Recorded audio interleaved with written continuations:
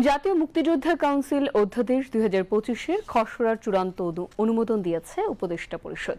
আজ তেজগাঁওয়ে প্রধান উপদেষ্টার কার্যালয়ে উপদেষ্টা পরিষদের বৈঠকে এই অনুমোদন দেয়া হয়। বৈঠকে সভাপতিত্ব করেন প্রধান উপদেষ্টা প্রফেসর মোহাম্মদ ইউনূস।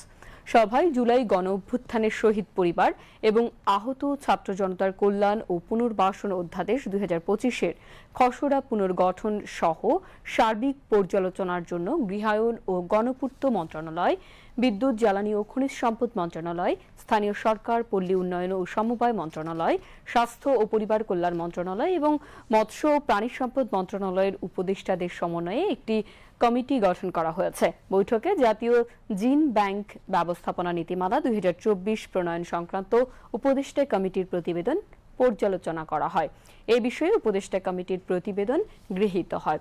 সভায় জাতীয় নগর নীতি ২০২৫ পরিকল্পনা কমিশনের ভৌত অবকাঠামো বিভাগের সদস্যদের নেতৃত্বে গৃহায়ন ও গণপূর্ত মন্ত্রণালয়, পরিবেশ, বন ও জলবায়ু পরিবর্তন মন্ত্রণালয় এবং স্থানীয় সরকার বিভাগের সচিবের সমন্বয়ে গঠিত কমিটি কর্তৃক পুনর্গঠন করার সিদ্ধান্ত নেওয়া হয়।